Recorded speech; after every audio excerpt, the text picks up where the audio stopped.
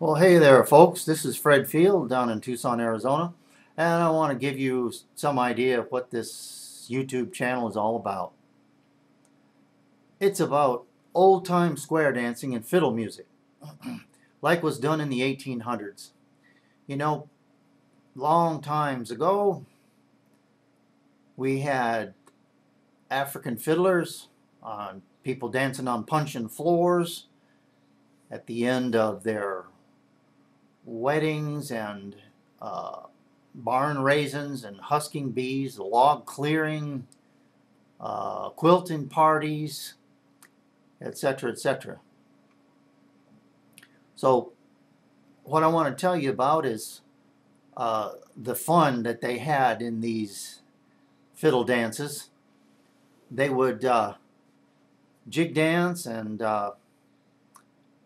polka dance and round dance and square dance. And the fiddle music went that's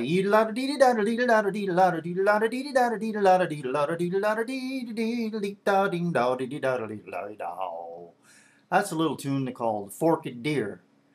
And they would sing and dance all night long. They would come on horseback and in wagons, and they'd have dinner, they'd have a bottle of whiskey, they'd have a dessert table, and if there was admission, it would be for the gentlemen only, and the ladies got in free.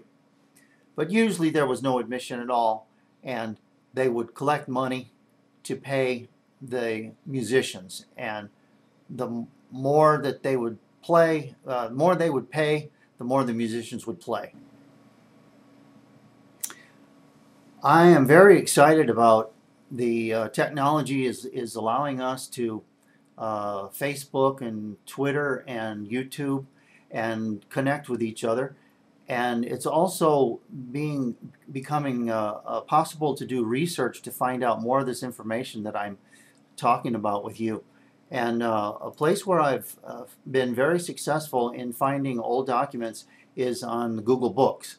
And so I want to tell you a little bit about searching in Google Books. It's just like a regular web search using Google, except that on the Google page, you'll find up there, you know, it'll say web, and then it'll say images, and over to the right it'll say more, and you pull that down, you can get to Google Books. Or you can type directly Google, in a Google search, you can search Google Books and get to the Google Books website.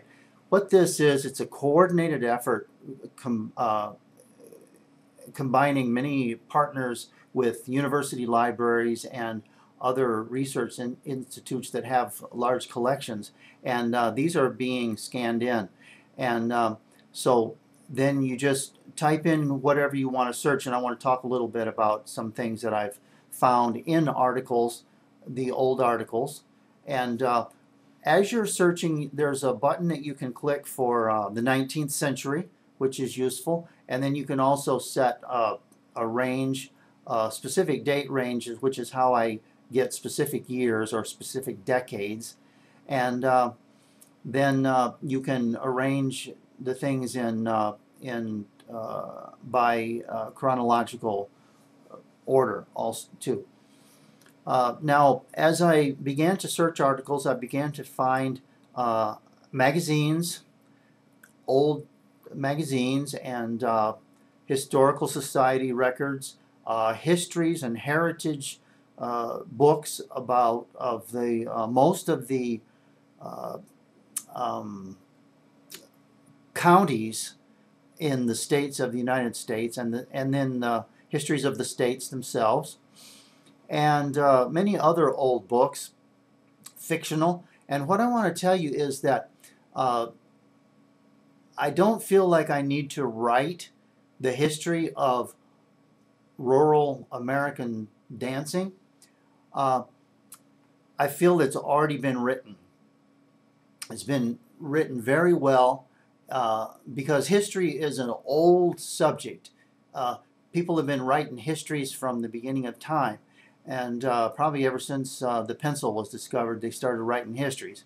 And so as you get in and begin reading some of these histories, you get to find out what the dancing and the music was really like, because the primary sources are the eyewitness accounts of people that were there and were telling in the histories what happened.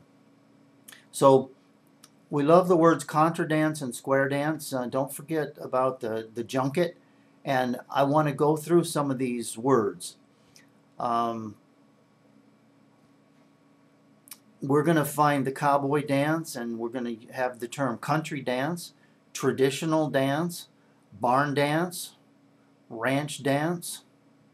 The word rural is quite important. Rural means out, away from the populated areas. You know, we've got the mountains in the southern Appalachian Mountains, and then we've got the outer ranch areas in Texas, and the rural is a very big distinction for the type of dancing that I'm interested in. I hope you are too, or will become interested in. It's a form of folk dance, and I say American, I don't just mean the United States, because in a lot of ways I think Canada is ahead of the United States in a lot of these traditional folk areas.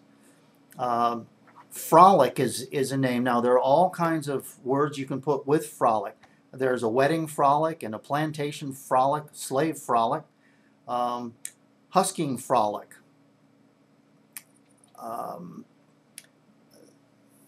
old time is a word that I use, and old fashioned or rustic. Haven't had such good luck with rustic yet. You can put the words 19th century, either typed out or spelled out. Pioneer and frontier. Some of the dances that we can name are the Virginia reel, which is very old, from they began being referred to as Virginia reel in the early 1800s. Bird in the Cage is an old one I found in the 1890s. Lady Around the Lady, Duck for the Oyster, Take a Little Peek. And of course the reel, the Highland reel, or the four-hand reel and the three-hand reel. Let's see, if you don't like biscuit, feeder, cornbread, chicken in the bread pan, picking out dough, Granny, will your dog bite? No, child, no. We're going to cut the pigeon wing, jigging and jig dance and jigging it off, jigging off. And instead of calling or prompting, they would oftentimes use the phrase calling off. So that's been very handy in searching. And you only need 3 or 4 terms. The word dance is good in the search line. Maybe you would have dance. Maybe you would have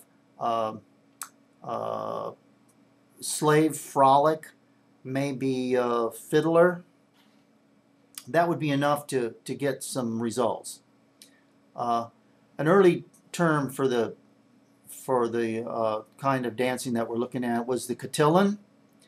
Cotillon is a French word. I think it might have been 4 couples in a long ways, kind of like a contra dance, but limited to the 4 couples. Quadrille, also a 4 couple. This is in the hollow square formation. And the Waltz Quadrille goes back quite a ways. The waltz is from the early 1800s. And somewhere around when the polka came in, the swing partner figure move also came in. Because we oftentimes say that the swing partner position is a modified ballroom dance position. So it kind of leads one to believe that the square dance swing came a little bit after the polka began to be done in the round dance ballroom hold or position. Let's see, and then they came on horses and wagons, and they danced on a puncheon floor. And by the way, there are many other activities that the dance was a part of or followed. And these were community events where there was some hard work to be done, some boring, monotonous work that a person either couldn't or wouldn't want to do alone. Then they would bring a community of people together. People would be invited to come and help work. Harvest time, people would get together at Christmas. The big holidays were 4th of July and Christmas that I found so far. And then weddings were kind of frequent, and that was a big dance night. The dances went all night long, and they would even have meals and full meals in the middle of the night to keep the dancing going. And later on in the 20th century, I know that when rodeos got started and fiddle contests, that the square dance was associated with those events. Okay, let's see. Southern and the South, Western and the West, and the Southwestern, Texas, of course. Let's see. Four couple. Actually, I found that in the log cabins that a lot of times they would. I'm getting the figure 8 couples would be dancing at a time, and that was what there was room for. If it was 2 rooms, there would sometimes be 4 couples in one room and 4 couples in another.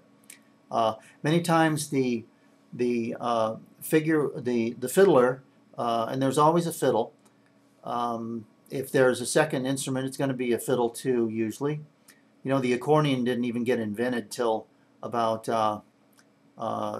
1829, and but the fiddles have been around since Stradivari and Guarneri, and so the fiddles are easily portable and were brought over on the ships.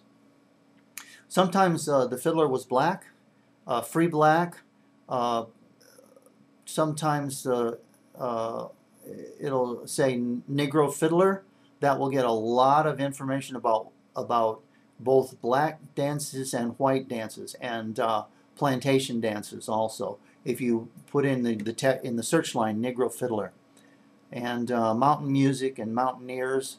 Another dance phrase is do-si-do, and they would call it jigging or jig dance, jigging it off, which now we generally call clogging now. It was called buck dance and flat footing and jigging. So I've had tremendous success, and I highly recommend that you use Google Books to find as much as you can.